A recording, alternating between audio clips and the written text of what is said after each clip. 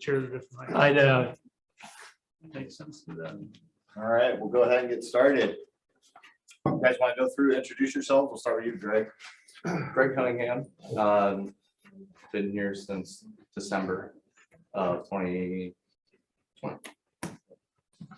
No, I don't know. That's me. I'm good. Hi. Still recovering. Yeah, exactly. Zach Cantrell, been here since 2005. Dennis Jewett, I don't know how long I've been here, but I've been an agent 33 years, but I'm not sure how long I've been here. A while. A little while. I'm Ryan Reynolds. I'm actually not here, but I'm at Consultants, but I was here from 07 until 18, Yeah. 18, and then I've been at Consultants since then. So Bill Benninghoffen. I have been here 2004 to 2009, and then from 2018 till now. And I've been an agent 32 years. You're always deceiving when you just say that. You don't look that old. I like this guy a lot. All right, so if you guys want to go through, how many family reunions have you been to? And if you've been to more than one, which was your favorite one? This was my second one. I would say this was my favorite one. You know, like last year? The year? we Wow. went to I mean, Dallas? that was a great time also. Okay. I think my first family reunion was either 2008 or 2009. It was when they released the first technology, whatever it was called before Command. Anaheim. Yeah, it was in Anaheim. Yeah. Yeah, they hit the big button on stage and had to go there and bring it back to Capital Partners. I and been to every one since then from that standpoint. I think except for maybe one in there. My favorite one, probably from a party standpoint, would be in New Orleans. I think I slept 3 hours in 5 days at best. From that, from a standpoint, I think the previous Orlando one that we went to was my favorite one. I kind of like that setting. So mostly from that standpoint. So. Except it was 40 degrees. Yeah. I've been to I think 4 or 5. I've Zoomed a couple. Well, I guess Zoom didn't really start till COVID, but I've Zoomed the last couple, including this one. So I wish I would have gone now, but I think Vegas was my favorite, Okay. maybe. What do you think of the Zoom one, the virtual one this time? I was glad I did it just because you still get energized a little bit. You miss all the camaraderie, but you still at least get from the sessions energized. But I was kind of disappointed that for me, the breakouts I didn't think were quite as good. That's just my opinion, but or as many choices, I guess, that I would want to. I always like it when you have a tough time picking which session you want to either attend or listen to. This time it wasn't that big of a choice. I knew right away. At least they have ones I wanted to see. But Yeah. Zoom was pretty good. I mean, again, it's a lot easier to stay focused when you're there because you're attending versus Zoom. You tend to figure out other things you could be doing. So. Yep. So I've probably been to at least 10 of them. I don't know. Zach and I started going. I went to the one right after, so one less than Zach probably, because I think I went with the year after Anaheim, whatever that would have been. Mm-hmm. I want to say that was Dallas, maybe. Probably Dallas. Dallas first time. So my favorite part of family reunion really is just getting there physically to be able to kind of see what's going, like the energy of everyone else there.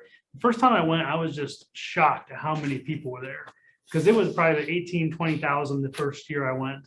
And I guess you think you're pretty smart, you're pretty good at what you do, and then all of a sudden you go and you're in this pool of people that just make you feel, not make small in a bad way, but make you realize how much upward potential you still have. And so I think my favorite location might have been, it's probably going to be Phoenix. I enjoyed that area pretty well. I'd never been out to the Southwest, so it was pretty cool. That was no reason for that one, but I like Orlando too. Yeah. I probably have the least amount of experience in going in person. I went to one at Las Vegas sometime 2007 or 8, something like that. But I've done the last, I think 3 have been Zoom. Yeah. So I've done the last 3 Zoom. So I don't really have a favorite year to be memorable about. But one thing I did pick up this time too, just to let you know what's impressive about what you were saying, people kind of make you feel small sometimes. There was a woman who had $33 million in sales last year. She works Monday through Thursday from 8 to 2, and that's all she works. What do you think of the virtual one? I found one of the ones I wanted to attend didn't work. The link didn't work or it didn't start, so I went to a different one. But a couple times I found that the title of the breakout wasn't really what they talked about. Cool. All right. So what was your guys' favorite session? And we'll just keep going down the road. Yeah, I'd say the team's mega block. I'm by myself. I don't have a team yet, but that's in the aspirations and just kind of learning how to actually set it up. The woman who was speaking, she did 28 million GCI last year. So you talk about, the ceiling is just kind of ripped off in what imagining the capabilities of me and whoever is just kind of pulled me back from my limiting beliefs a little bit. Okay. And one of the big things from that session, she said, I actually brought it so I can hold it up. The Millionaire Real Estate Agent is still very relevant. And however many times you read it is what grade you're in. So I'm currently a first grader and I'm working to become a second grader, but it's just that you can keep reading it and keep getting new things. And I'm reading it now as a solo agent. I was on a team when I first read it, and just it's still relevant. Yeah, they had t-shirts that said. Yeah. So they had t-shirts that said, yes, MREA is still cuss word relevant. Yeah. So, exactly. Exactly. Gosh, it's hard to, I think if I leave out the keynote speaker and Gary's vision, because I think listening to Gary's might be my man crush thing going there, but was probably build a $25 million plus business, sphere-based business was probably my favorite kind of breakout session from that standpoint. And I think the reason it was that was because it really just pointed back, and I don't want to say I've been waiting for him to hear it, but you do kind of, there's a lot of chatter out there about from some other companies about MREA book not being relevant. That's kind of why the joke came out. And so when you start really looking at it, build a database, feed it daily, systematically communicate with it is what we need to be doing every single day, all the time. And you're going to build an amazing business. And then the size of your real estate business will be in direct proportion to the size of the quality of your database, size and quality of your database. And it's directly going to correlate to that, is what they said. Just So kind of the basics, right? yeah, the basics is what it comes down to. And then they don't call their past clients don't call them past clients, call them forever clients. And so I think some of those kind of things kind of stood out for me. I don't think it was the same session, but mine was systems to create connections for your sphere. I'm kind of in the phase where I'm trying to slow down a little bit, but maybe do better with as I'm slowing down. I've reached that part of my life to do that. And a couple of things I liked was, think about it, at least I didn't, but your database is really your data bank, because that's where the money's coming from. So, and I'm pretty much probably 95% past client base now. So, but a couple things. One was I've earned the privilege to take people out of my database. A lot of people, you think, well, I got to leave them in there because you got to have 2,500, 5,000. You keep hearing about feeding your database, and their thing was, but you also have earned the privilege to take somebody out that isn't giving you referrals or you just don't want to work with. So I think that was, I thought that was pretty good. Also, something that an old mentor of mine used to always say from the other place I was at, and that's that you are a professional, so act like a professional. People think, they look at us and they say, okay, a lot of real estate agents are making more money than doctors and attorneys and so forth. they're all professionals and so are we, so act like we're professional, because that's all part of why are we paying you that kind of commission? You know, so act like a professional. I think the other thing that was kind of neat was we can let our challenges stop us, or we can let our challenges teach us, which I thought was kind of interesting. So, and the last one was from this session.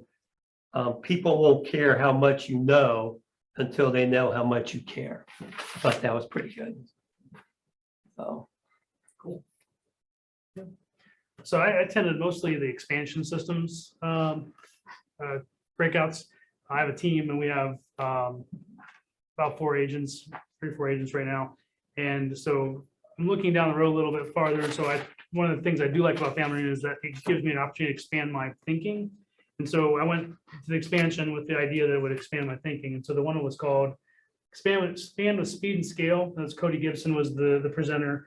The biggest thing out of that, I think, was that how much volume people are selling. So I think it was Sarah Reynolds did the 28 million in GCI, which is like 3,000 units. I think maybe she was at 2,500 units, or somebody was doing 3,000 units.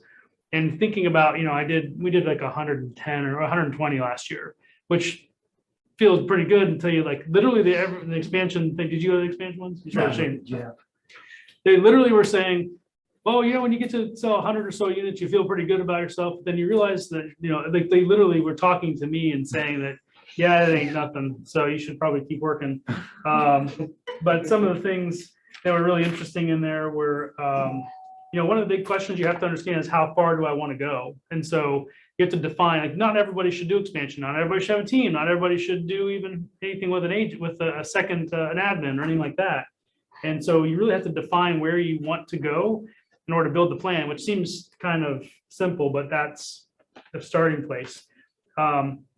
Their thoughts were that if you tell somebody your goal and they don't laugh at you, it's not big enough. So that's a good thing to think about. So they were encouraged you thinking big. Consumers want an experience. They talked a little bit about marketing. These are just random thoughts because that's kind of where my brain goes most of the time. But on marketing, 13% of emails get opened, but 92% of all text messages get opened.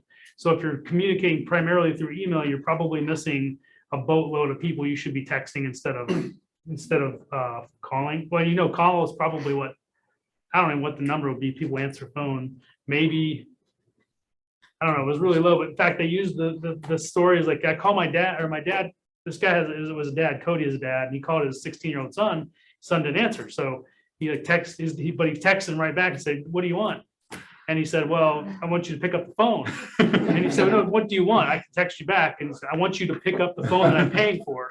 And so, it's just a generational difference, I think, in some regard.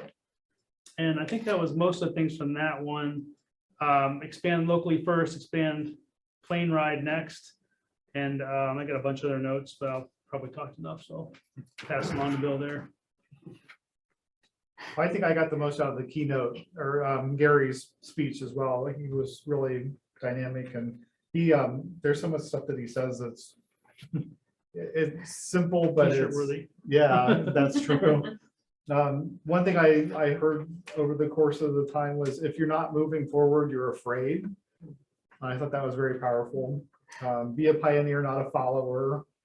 And one thing that Gary said, stay focused. The world happens every day. So I thought that was kind of profound too. But there are a lot of things I learned about what might be important to keep in front of your clients. The database was hit on just about everything that we talked about. Always be in your database every day. Maybe start offering concierge services. If you get a team of people together that are contractors, or the list could be endless almost. And make sure your people know that you are their resource. They'll always think about you when they need something. And that means that the next time they buy or sell or know someone, they'll be thinking about you again. Come to your sphere, come from contribution with your sphere. So don't always be asking for things from them. Try to give back to them all the time. Again, the more you give back to them, the more they think about you when the time comes. And then Gary also said, you're an idiot if you don't think your database isn't your business. So there was a lot of talk about the 36 touch, always keep in touch with people, do whatever you can do. A lot of people talked about events, and the whole time I've been in the business, I've never done an event for my clients. I don't really know how that looks or anything, but one thing I did pick up that would be helpful is if you find 3 or 4 other agents in the office who have never done an event either, come together and do one together, because your experience that way will make you confident every time you do it after that. And then they were just talking about other ways to find listings. And then real estate is binary. It's either going forward or it's going backward. So whichever you choose is the way you're going to go. Cool.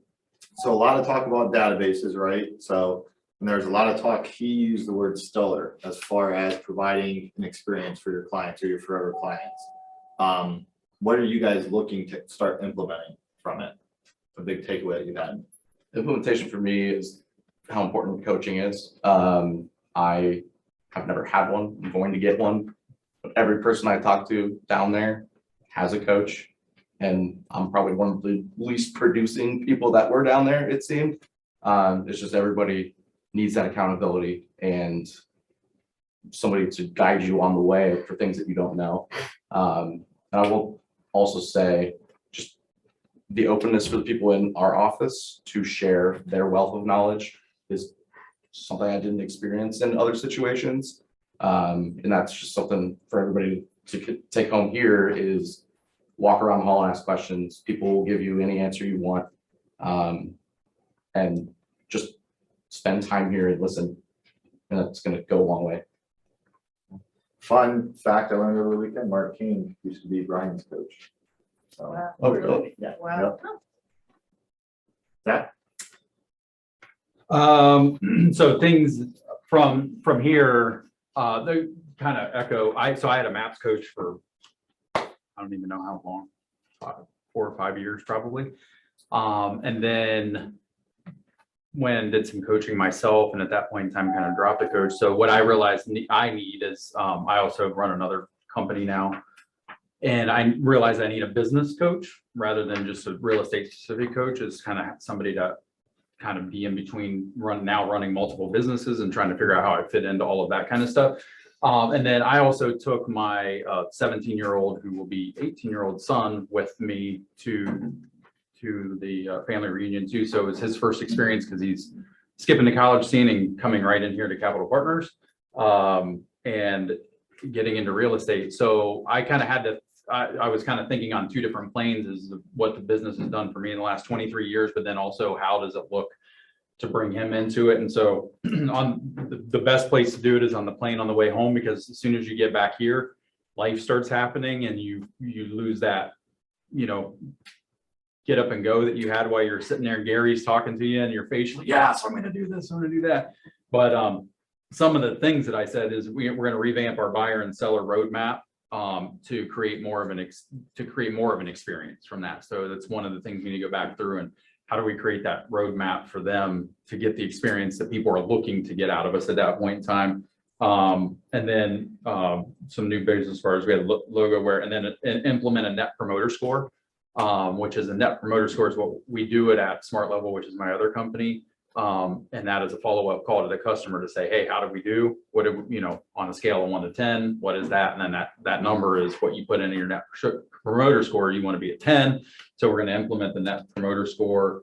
And then I wrote down each week has to have a plan and action items from this trip in order to implement it. So that's what that looks like. So Zach and his son Caleb are also really good at laser tag. Did a couple rounds of that. yes. So at dinner Sunday night, I thought it was really cool how you were telling everyone you've taken some of the stuff you've learned here and started implementing it in your other business. You want to talk a little bit about that? Yeah. So we, that's Smart Level was born using MREA models over to there. I mean, we literally, the only thing it would be like you being able to walk in here and without doing anything else first, immediately hiring an assistant that you put at the front desk, which is what we did. then immediately employing a lead generation program, which is what we did that on that side of it. It's called Contractor Nation. Over here, you call it Boomtown. And then immediately hiring an inside sales associate to take those calls in and then book appointments for our sales guys or our inspectors that go outside, which you guys would call buyer's agents and listing agents. And then they go out on appointments 5 days a week, and then they book, and then production puts it in the ground. And so we literally just took MER, what I learned from the whole time I've been in this business, and then turned it into that business. And it goes quick when you do it that way. It's weird because when you're in this business, it seems so thick and daunting, and you're like, how do I do this? And then we went over and did it in 9 months, and created we did $850,000 in sales last year, which is like getting $850,000 in commission here. So you said that, my mind was like, Yeah, so. it was, yeah, for me, it was the same thing because I didn't really realize what it kind of happened, because this is the only model I know. So it was like, well, how do we do this other thing? And we just, well, this is how we do it. It's right here. We know how to do it. So it's been fun. Very cool. For those of us that don't know, tell us what your other business Oh, is. sorry. Yeah. So it's called Smart Level Concrete, and we lift and level concrete. So you got tripping hazards or things like cracks in the concrete. So we use, instead of mud jacking, where you end up with this gigantic hole in there, we use polyurethane foam. You only drill about the size of your pinky, and you can't tell that it's really been done after that. Then we also protect it after that, because the mud jackers don't tell you guys that you actually have to protect it after that, or it's going to fall back down. So it's sealing up all the joints with a product called Nexus Pro. And then to protect the surface of it, you go to a 3-part system, which is sealant across the top. So it's a 3-part system from there. We just promoted one of our best sales guys to a sales manager. And so now that he's done that, we got 4 sales guys to hire. And then you'll see him coming into the office, bringing you guys lunch and let you know what we do, because we never want you to utter the words A1 or B level ever again. So there you go. And if you haven't ran into it yet, you will. Yeah. All of that. Yep. Can I just say yay? My other half is also a realtor, and he had a $1.2 million listing in Powell, and it sat there, cracks in the big driveway, big run up to the driveway, and uneven surfaces and cracks, and actually cracks into the garage. And I hope it was you guys, but somebody came out and did that job. I'm not kidding. I've never seen anything like it. You never knew if there was ever a crack, if it was ever uneven. There was at least, I don't know, maybe 3 or 4 inches between the driveway and the hump into the garage. It's awful. And how they did that, you'd never know the difference. It was phenomenal. So Yeah. to your credit, that's great Yeah, business. we might have. We've done a ton of big That jobs. was in that. awesome. I was gonna say he did, since you said he. Yeah, well, Yeah, I did. yeah. I'm Did it sure look- you did it look awesome? They were happy? Yeah. we did. All the above. That's great. I put you on the spot. You do Wow. asphalt? No asphalt. No asphalt. Yeah. Compared to these guys, I'm not sure I have anything to say. So I guess my takeaway, which I'm going to try to implement, is in the past, I did these and got away from it, but one thing I got out and kind of Bill got into this a little bit, but the events. And one of the things they said was, it doesn't have to be perfect. You just have to do one. So, and again, it's like what kind of event? And their thing was, it doesn't even really matter what kind of event, just do an event that you think your clients would like to come to, or potential clients would like to come to. And, you know, is it past clients with the wine tasting, or the art thing where you get the guys together and they make pictures and stuff, or is it just like doing something at a pub where it's like once a month, you invite people there and it's just to answer real estate questions. So, you know, it doesn't always have to be the typical buyer seminar or how to list your home seminar. I mean, because people get tired of those and they can get all that information online if they really want to. You know, you need to come up with some ideas that would attract people that they think would be interesting. One was, which was kind of cool, we do it here for realtors, but a portrait night where people you hire a professional photographer, and your clients and maybe even your farm brings their families for a family portrait. And then they get that when they leave, and basically you pay for that. So, I mean, and work something out with the vendor, of course, but I thought that was a pretty good one because Somebody, I don't know if it was a family reunion or not, also said they do that for people's pets. yeah, So they yeah. have Yeah, I heard photographer that that can there, dress up their yeah. pets and everything. Oh, it's cool. So, you know, I mean, we all hear about the, the holiday pie giveaway and all that stuff, but you go around Central Ohio and there's probably 50 agents doing that, but some of these other events you never hear of, and it would attract a lot of people. I mean, like we have here, the Santa Claus event, and those things are all nice, the Halloween, but we can also do some of those events personally. Like they said, don't worry about spending 6 months planning, because the biggest thing is just do something. Yeah. And if it's not perfect, everybody can laugh about it, and enjoy it. But the biggest thing was that you have to make it fun.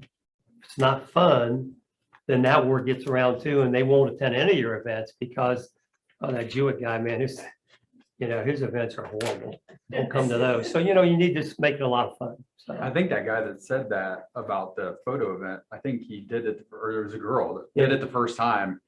And she looked like a party planner too, so I'm like, oh, she probably knocked it out of the park. She's like, 4 people showed up. Yeah. Because they didn't like get on the phone and do everything. It like fell on its face and she's like, I'm not gonna let that happen again. And then got into it. But I think that's what she kind of failed. well, And then moved forward from it is what I got from her. and that's one of the presenters said that, we typically will do business, sell a home or list a home with every 2 out of 10 attendees. So if you only get 10 people, you just hopefully picked up 2 people, 2 clients. So, and is it in today's pricing, 300 to 500 plus, that's a pretty good client. So, so if you pick up, if that's your ratio, 20%, even if you only get 5, you picked up 1 client, and you can make it more personal with a smaller group. So, you don't look at it like it's a failure. Now it's like, okay, this is great because now I can do a little more one-on-one. And you even bring that up. I've had events where, 3 or 4 people show up. It's like, okay, we're not gonna, unless you want me to, we won't go through the whole presentation. What we'll do is we'll just open this up and try to answer the personal questions you have about the process, and kind of makes it a little bit better that way. I sat in the same breakout too about the events, and the first one about the brew pub, the Yeah. guy meets up people at brew pub every month. He said he doesn't spend any money at all. They just show up and they buy their own beer Yeah. and they all just sit around and talk. So it's free. Basically, he's not fronting any money at all for that. And then the lady who said it doesn't have to be perfect said the first time she tried something, it was a pet parade or Yeah. something. And she said the whole thing was a disaster, but she had a number of people there and they made it so much fun that the next time she had an event, it just blew up. Yeah. Everyone had so much fun at the other one and talked about it so much. Yeah, it's the fun factor again. And then you're talking about the person with the pub didn't pay for anything. Well, that you can also invite a couple of your vendors, and each vendor will pick up the tab for 1 round of drinks. So you can also work it out that way too. So, the key is that just decide what you're going to do with the pub event. So The region, we did a murder mystery for right before Christmas. And press said this is either going to be amazing, everyone's going to talk about it, or it's going to be terrible and everyone's going to laugh and talk about it. Yeah. So, but one way, everyone's going to talk about Yep. it. So actually on the client event thing, we actually do client events. We've done 3 or 4 movie events. We ran a movie theater and we invite everybody.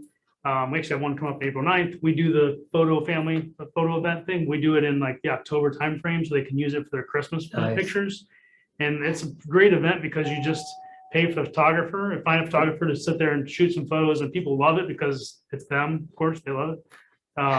But the big key, I think, about client events, we try to do 4 a year. And the reason we do 4 a year is because the entire reason of having an event is not to have the event. If nobody comes to the event, it's fine. Yeah. The entire intention about having the event is that you got a chance to talk to people and invite them to the event. And if you're not doing a touch plan ahead of time and afterwards, where you're touching them around 6 times with, mail, text, phone, whatever, then you've missed the entire point of the event, because you don't, actually, it's cheaper if they don't come.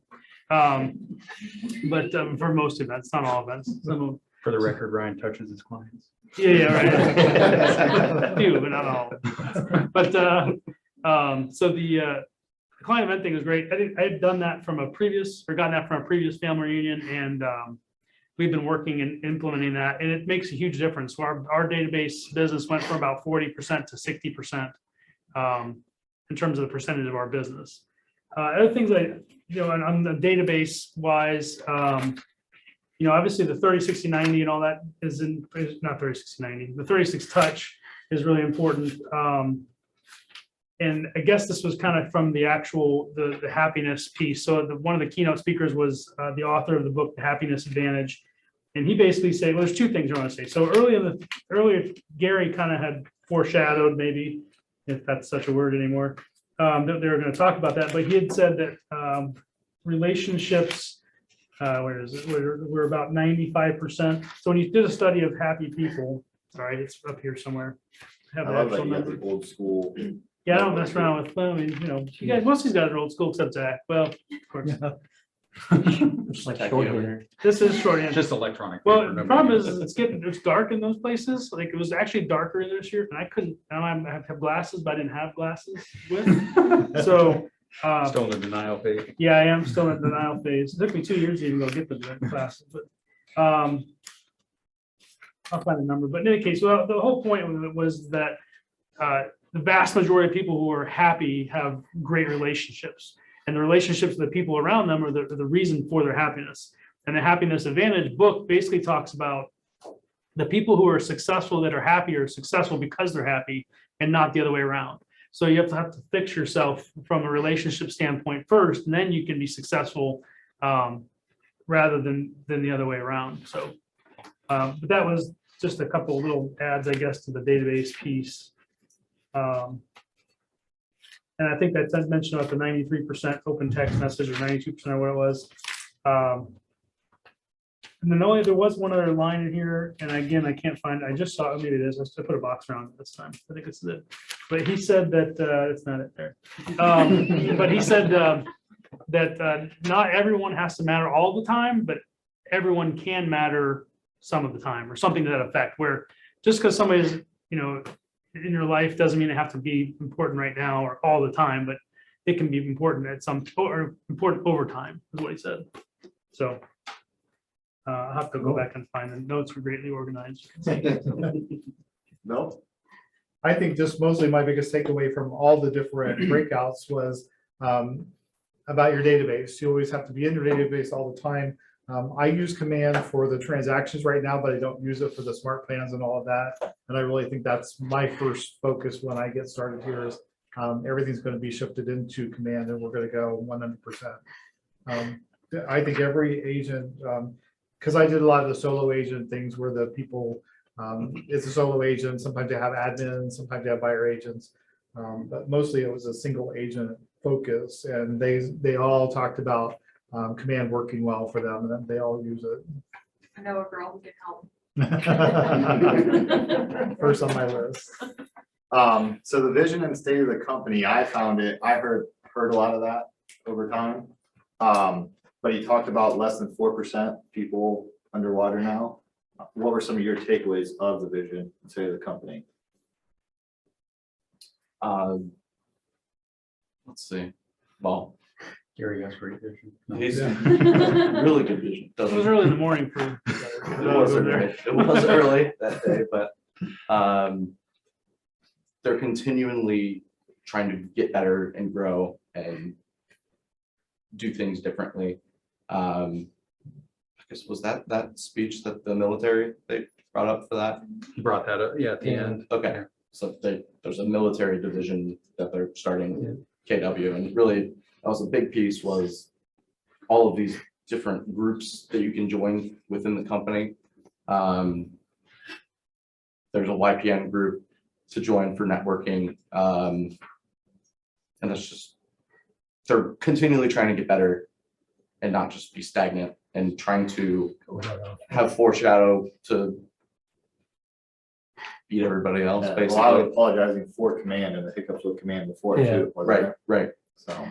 Yeah, Yeah. exactly. So, yeah, so the vision speech, I think, because I've seen a few, I think there was a lot of walking back on Command, which is, we went all in on Command. We run our database from there and run everything through it. Partly because most of you guys sitting in the room and probably in the building don't even use the dynamic crap that you want in another CRM. That Command was perfectly fine for you, just like your spreadsheets. But nonetheless, I Can you think. say that again? Yeah, exactly. This I is was- recorded. Yeah, it's probably perfectly fine for you. You just want to complain about it. So it works as a, database, and then you work the database from that standpoint, but I think they're going to turn some corners on that. I like what they're talking about. They're opening the platform up a little bit to allow other people to integrate into it, which before it was kind of like, hey, we're going to make our own platform and keep it in here. Let everybody else do what they're supposed to do best. That's what they teach us on, real estate teams, have everybody that specializes in what we do best instead of try to be the best at everything.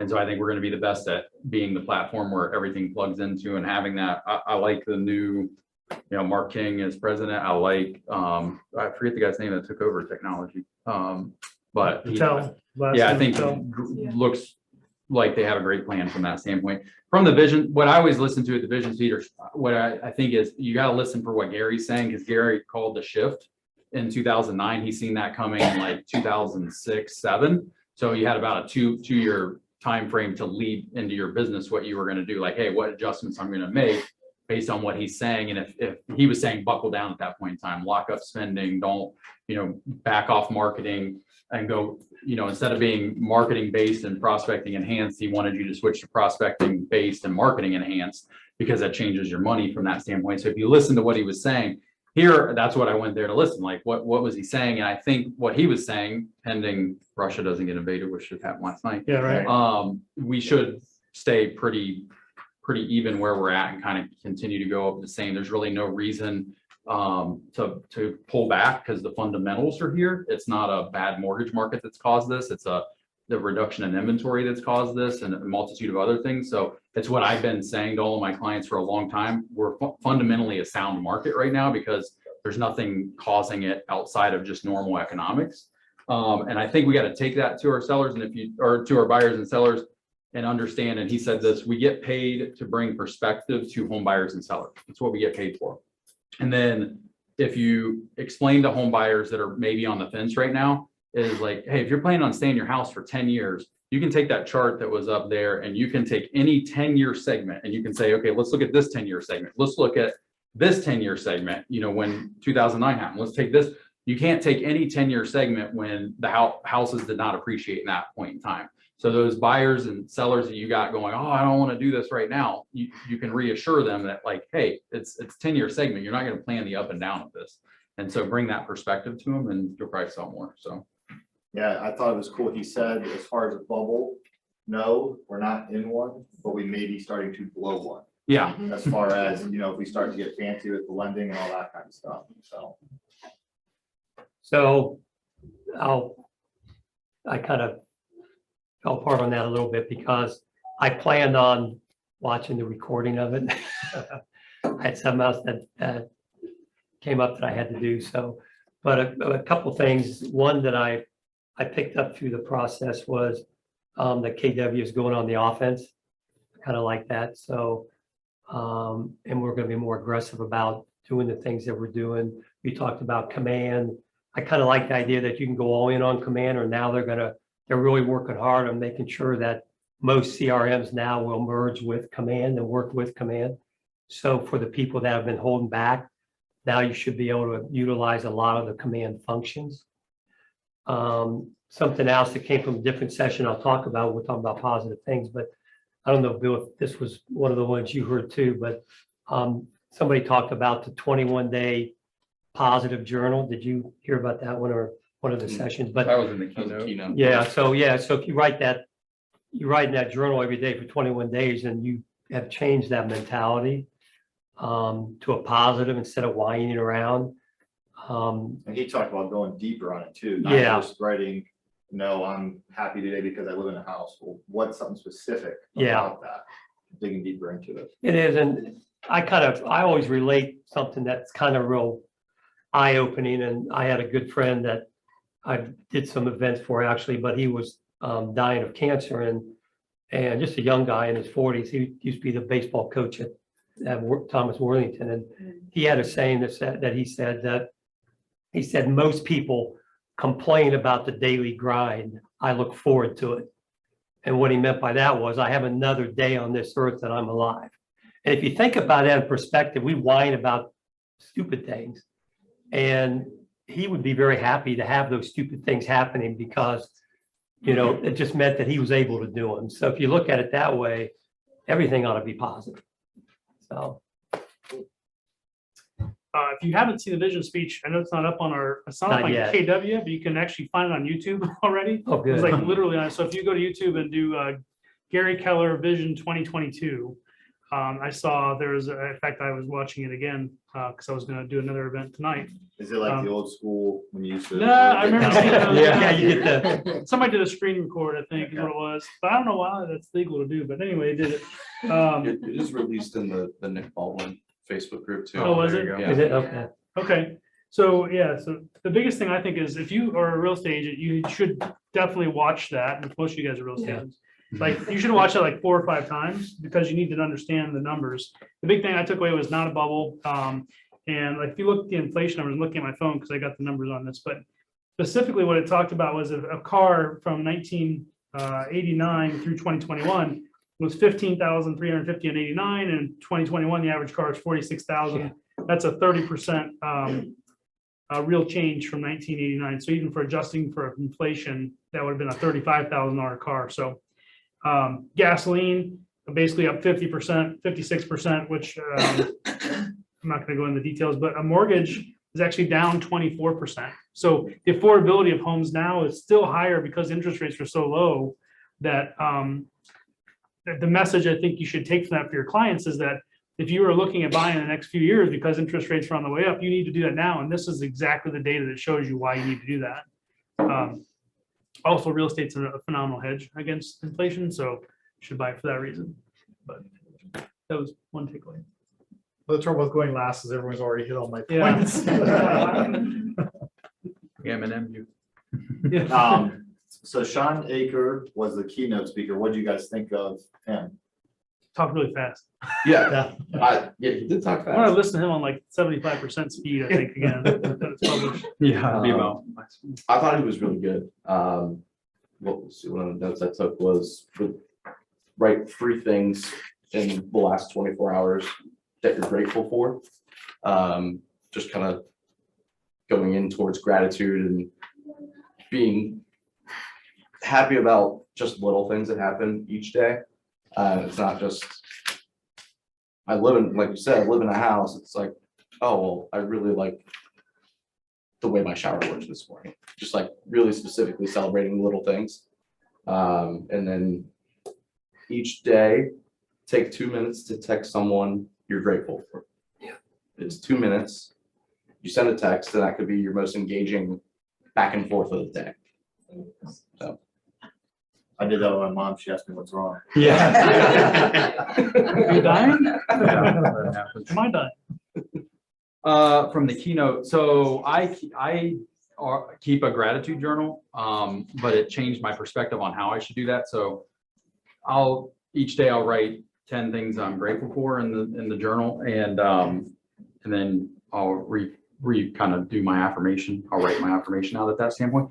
And so I've always just felt like it was making a list, it was like, oh, I'm making a list from that standpoint.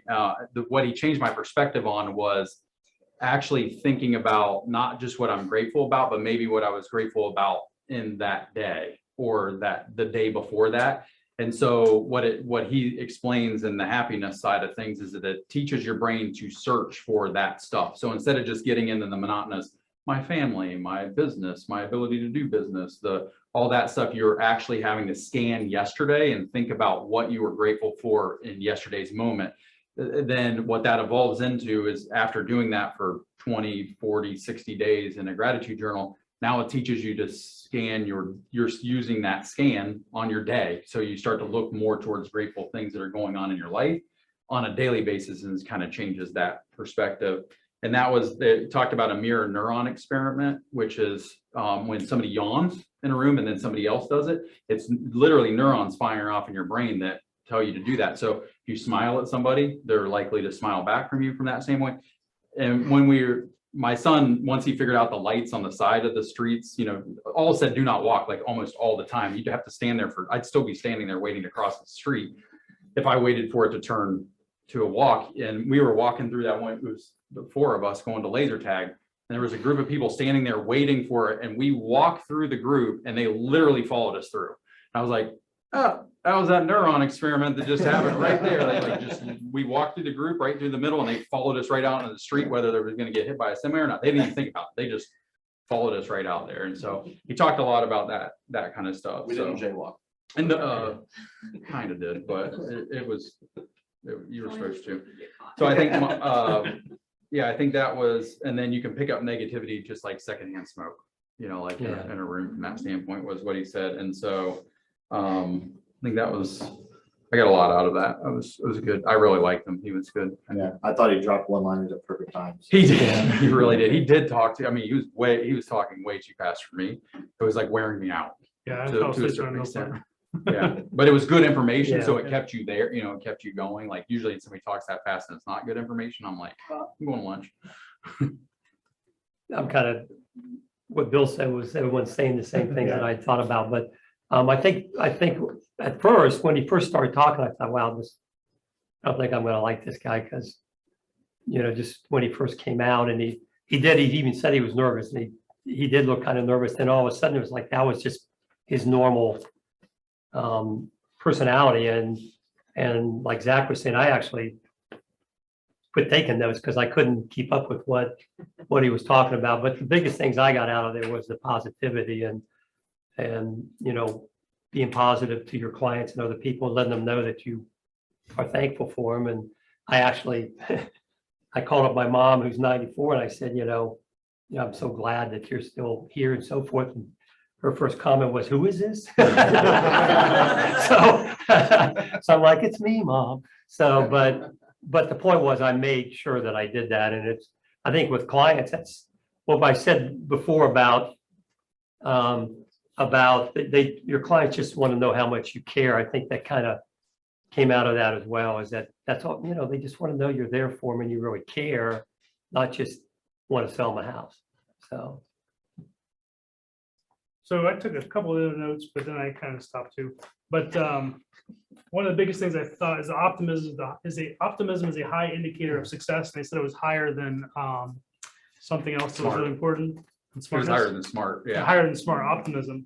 And so it's great if you're optimistic, but if you're not an optimistic person, I think then that's when you use that mirror neuron gratitude journaling function and you work on your optimism. Because if you can get into optimism, then you can probably blow through the rest of it.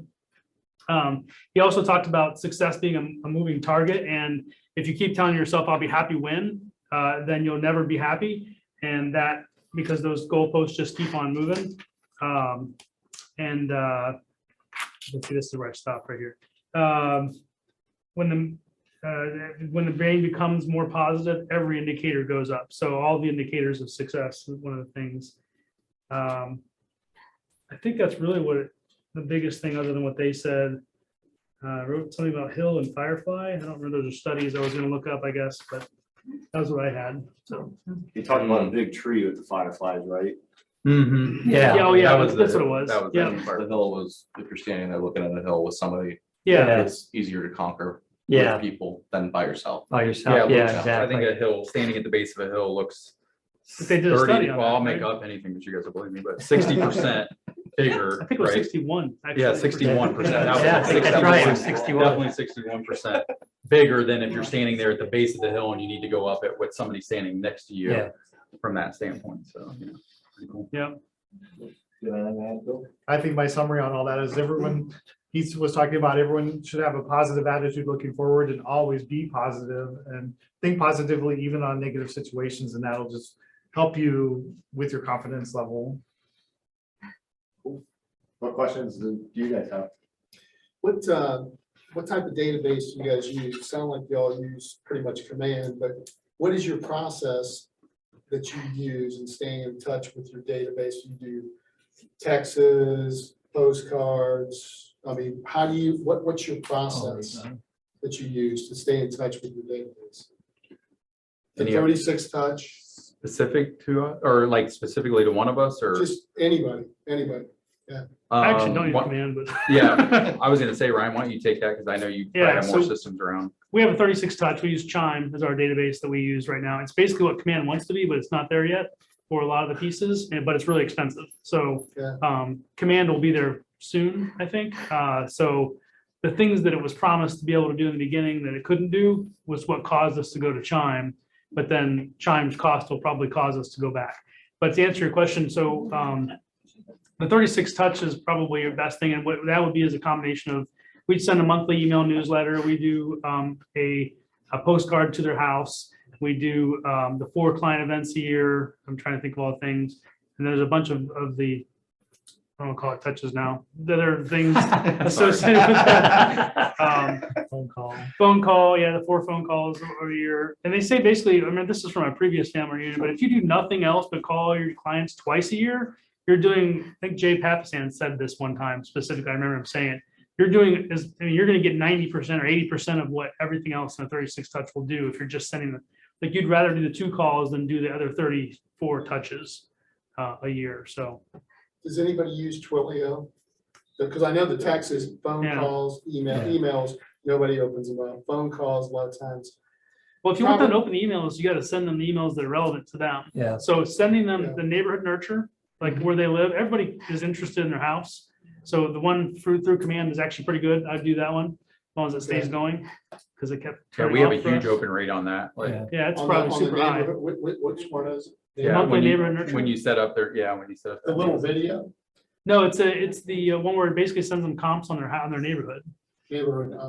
Yeah, that one's probably the best thing to do. What about Actually, that's Twilio? one of the things that I got out of the database part too, was that where we're headed, and that's that almost everybody are now opening up or finding you if you're doing more video.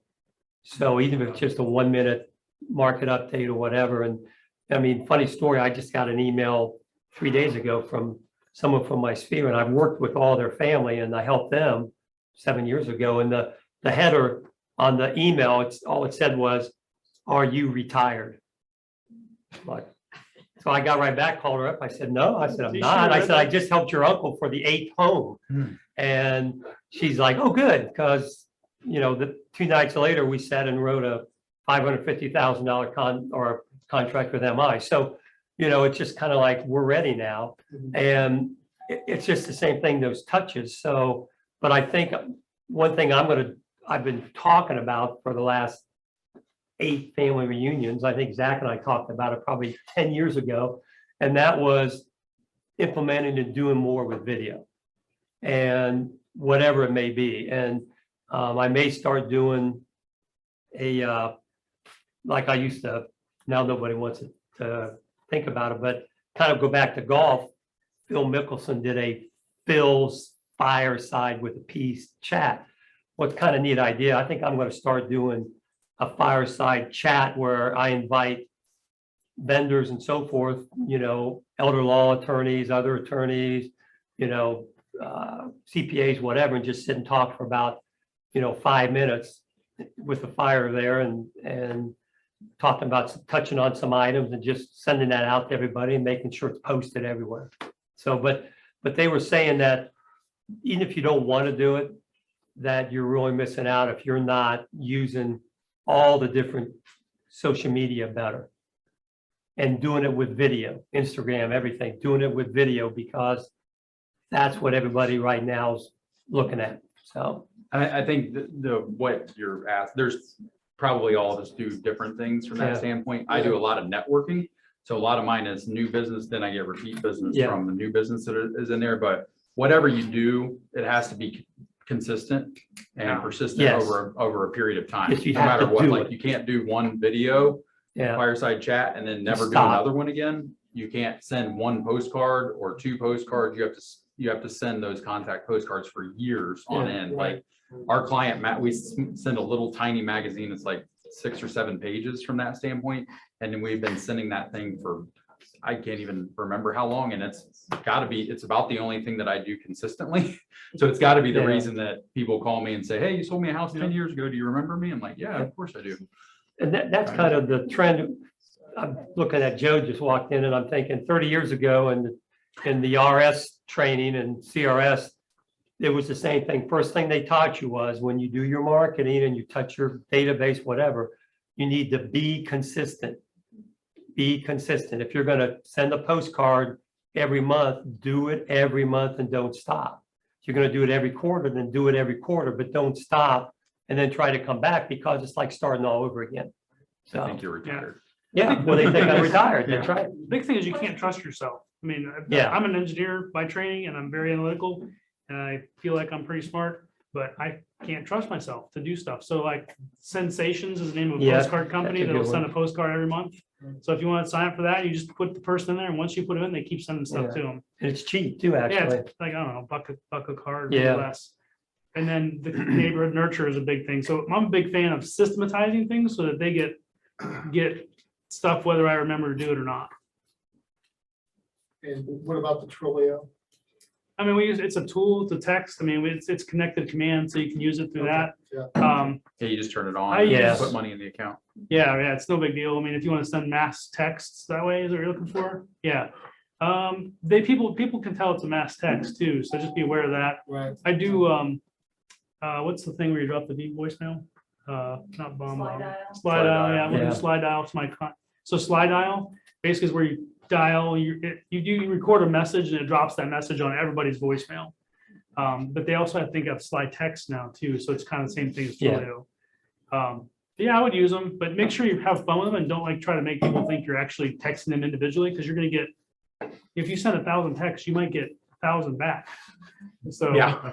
or maybe 800 back, or 9,200 back, 920. Okay, thanks. Did you have a question back there?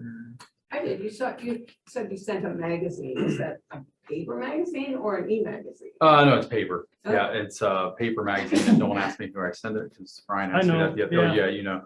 No, Yeah. Jillian knows. Oh, Jillian knows. Somebody knows who it is. I can tell you who it, I can figure it out and tell you who it is. I used to do one at American Lifestyle. That's it. Yeah. Is that it? Yeah, so it works from that standpoint, but it works because it's just been so long from that standpoint. And people thank me for it. I'm like, yeah, you're welcome. Yep. Every time I get at least one text with a picture of that magazine. And what you'll get stuck on is writing the article on the front page.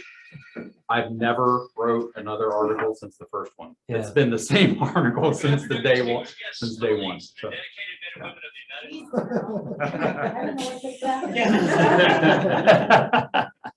Any other questions? Could I leave with two Yeah. brain teasers, kind of? One from my notes. Have you been in the business 10 years? Or have you been in the business 1 year, 10 times? Yeah. And then another was, if your spouse or significant other or kids followed you around for a day, would they be impressed or depressed? that was a good one. That one got me good. I've had to do both. Awesome. Do you guys have anything else you wanted to say or add? Yeah, something I learned in a training a long time ago. This woman was really great, and I was probably the first or second year in the business, but she said, and I've always remembered, something gets something and nothing gets nothing. So all the stuff we talk about here, implement something and do it, because doing something is going Yeah. to get you business. Sitting around thinking about it is never going to work. Yeah, I'd agree with that. That was how I was gonna go. It's just pick one thing and do Yeah. it. Like if you just set up the neighborhood nurture, it's free, you already got it, do that and or send a postcard, whatever it is, set something Yeah. up, but just do one thing and then you're gonna be way farther ahead than you are now. Well, it's kind of like any seminar, convention or whatever you go to, the whole idea is if you come back with 50 things, you're probably not going to do any of them, but you try to go to a session, and out of that session, if you can pick one thing that you might actually implement, then even if it's one thing for the whole family reunion, it's probably worth it.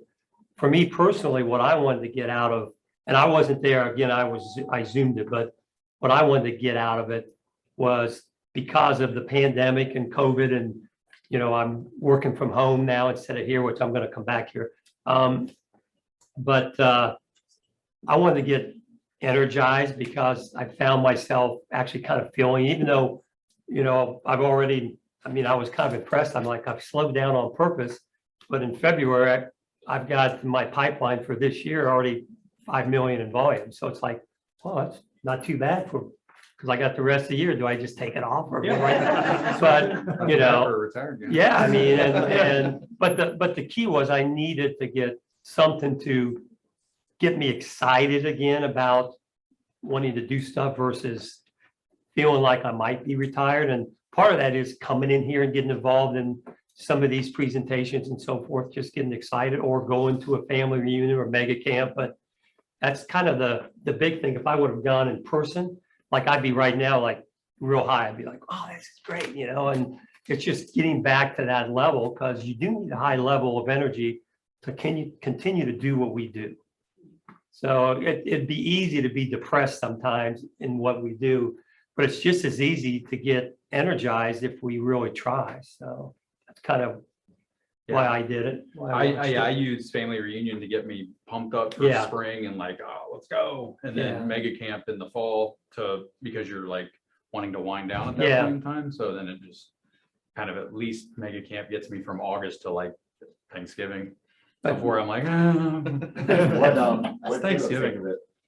Yeah, what did Caleb think? Oh, Caleb, it was funny, because don't get me wrong, we don't sit around, my wife and I sit around and talk about, when the commercials, real estate's your life, Yeah, that's our life, but we enjoy it. It's not like something it's a pain to talk about. And what I like about that is there's a lot of people in this world, and I hate to see it, that they say their kids would never get into the business that they were in real estate.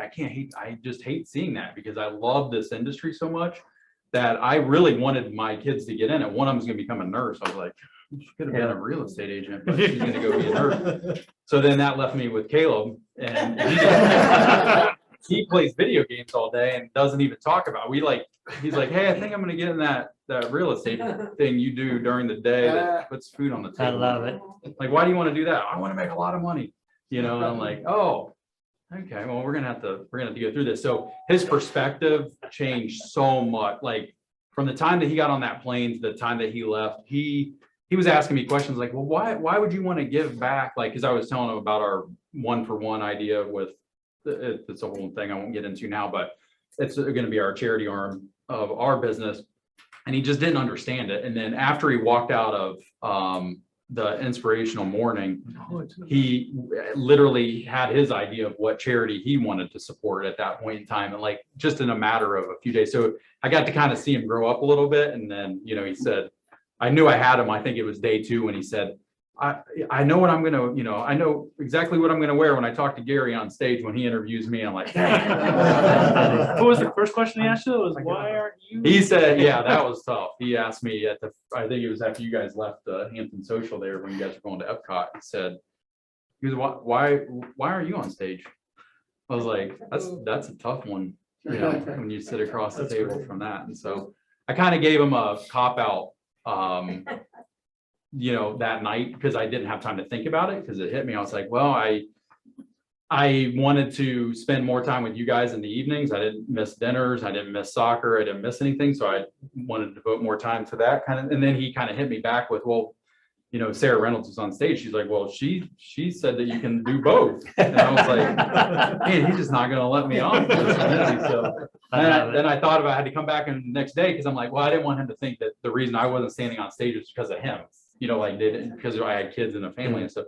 And so I explained to him like, hey, you can come here and get a lot of ideas and you can get a lot of things, but if you don't put them in action, full speed ahead and move that action forward every day, every week, every month, and keep going and keep pushing for growth from that standpoint. And I wasn't willing to change my lifestyle. So I explained to him, I made a certain amount of money that we had, and I wasn't willing to change my lifestyle in order to make hires and spend the money and invest it in my business rather than investing in my family. And those were the things. So I kind of had to eat that and go back to him and explain to him like, hey, this is where we're at because these are the decisions I made. So, and I said, I'm still going to beat you on stage. So, so yeah, so it was fun. It was really cool to see his perception grow of what was going on. And he got a really good overview of what he was going to expect. I told him that was the fake world of real estate though. The real one is back here. That's funny. I remember when my daughter was 18 and we had that discussion and I'll quote her, her comment was, oh, hell no. Go down on, yeah. If you didn't get a chance to see the inspirational morning talk too, that was really super. Yeah. Find that on YouTube as well, or somebody can send it out, I Yeah, guess. we may do an event around that. too. Yeah. Yeah, we that'd be should good, do yeah. that. Yeah. Absolutely incredible. Yeah. Anything else you guys want to add? So, go to family reunion. Yeah, Yes. yeah. Anaheim, Next that's a year, tough one, but I'm going to that one. Well, thank you guys. Should rent a private plane. Talked about that the last time, and everybody